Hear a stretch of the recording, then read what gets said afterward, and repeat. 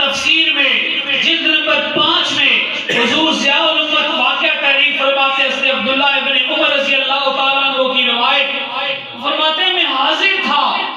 حضور کی بارگاہ میں ابو بکر بھی تھے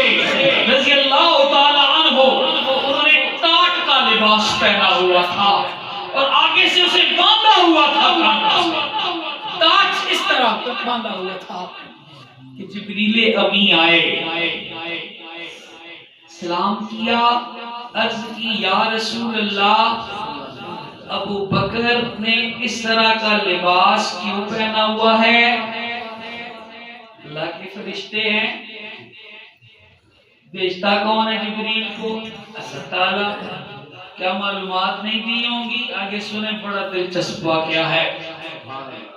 رسول خدا نے ایک جملہ ارشاد فرمایا میرے یار نے اپنا سب کچھ مجھ پر قربان کر دیا یہ نہیں فرمایا اللہ نے اللہ پر قربان کر دیا ہے اللہ کے دین پر قربان کر دیا نہیں یا فلاں موقع پر دے فرمایا صدیق نے اپنا سب کچھ مجھ پر قربان کر دیا ہے بڑی لذت ہے اس جملے بڑی مجھ پر قربان کر دیا ہے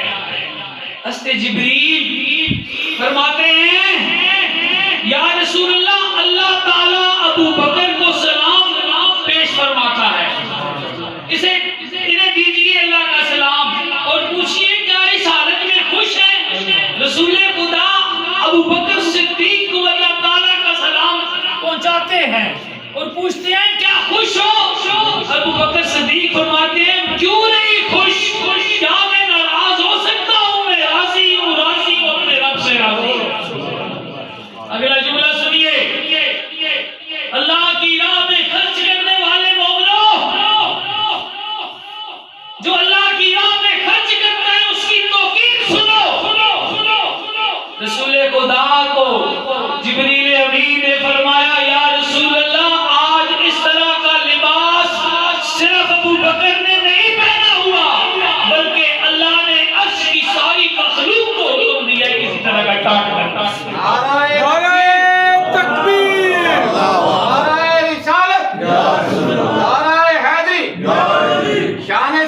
ابو بکر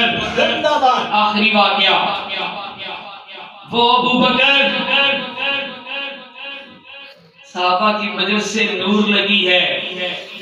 رسول خدا پوچھتے ہیں اور میرے صحابہ تمہیں کون کون سی عبادت پسند ہے ایک عرض کرتے ہیں مجھے نماز پڑھنا پسند ہے دوسرے عرض کرتے ہیں مجھے جہاد کرنا پسند ہے تیسرے عرض کرتے ہیں یا رسول اللہ مجھے تسبیح پڑھنا پسند ہے چوتھے عرض کرتے ہیں یا رسول اللہ مجھے تلاوت کرنا پسند ہے پانچویں عرض کرتے ہیں یا رسول اللہ میں چاہتا ہوں میرے پاس جو کچھ بھی ہے میں اللہ کی راہ میں قربان کر دوں اللہ کے نبی کے اشارے پہ دے دوں چھٹے عرض کرتے ہیں یا رسول اللہ مجھے انسانیت کی خدمت کرنا پسند ہے آخر میں باری آتی ہے اس کی جو پیکر عشق و محبت تھا سیدنا ابو بکر صدیق کی یا رسول اللہ مجھے یہ پسند ہے رکے والدعا اللہ میری اور یہ وہ عبادت ہے جو نبیوں اور رسولوں کے بعد سب سے بڑے مرتبہ پر پہنچا کچھ ہے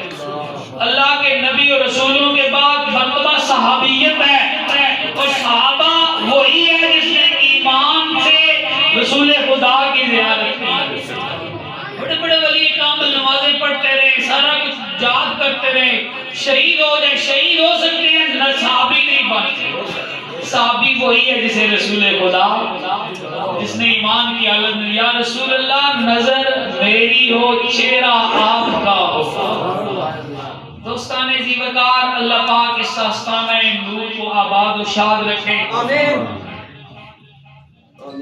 یہ اللہ تعالیٰ انہیں لمبیاں زندگیاں دے ان کے بچوں کو قائم دائم رکھے جو ہمیں اپنے لیے توشہ آخرت بنانے کا موقع دیتے ہیں ہمیں سنوارتے ہیں ہم جو دنیا کے جھمیلوں میں گرفتار رہتے ہیں یعنی جب موقع ملتا یہاں آتے ہیں اللہ کا ذکر کرتے ہیں اللہ کے رسول کا ذکر کرتے ہیں دین اسلام کی تعلیم ایک دوسرے کو دیتے ہیں سنتے سناتے ہیں 5 مومن کی نشانیاں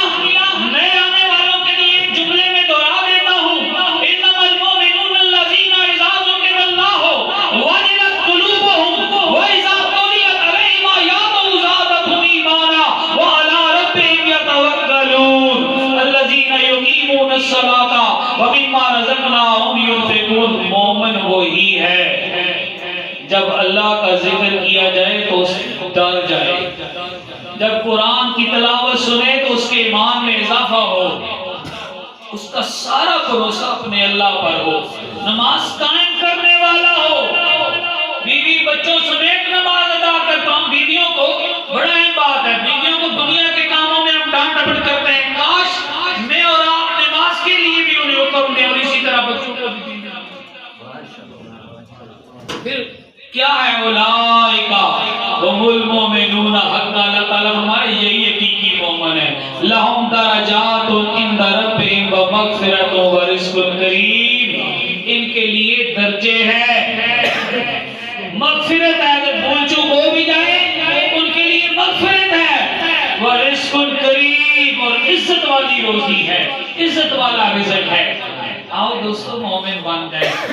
اس کے لیے لمبا چوڑا کام نہیں کرنا پڑتا, اپنے اندر جنگ کرنی پڑتی ہے, اپنے اندر کسی غیر کے دشمن سے نہیں لڑنا ہوتا. اللہ تعالیٰ مجھے اور آپ کو قرآن کے مطابق حقیقی مومن بنائے, نام کے مومن نہ بنے. اللہ تعالیٰ یہ تینوں چیزیں, درجے بھی مومنین کے بچوں کو, پھر ان کی شہرت کے لیے ایکسٹرا آرڈینری ارکان و سکنات نہیں کرنی ہوتی, انہیں اللہ تعالیٰ عزت دیتا ہے. وما علینا الا البلاغ.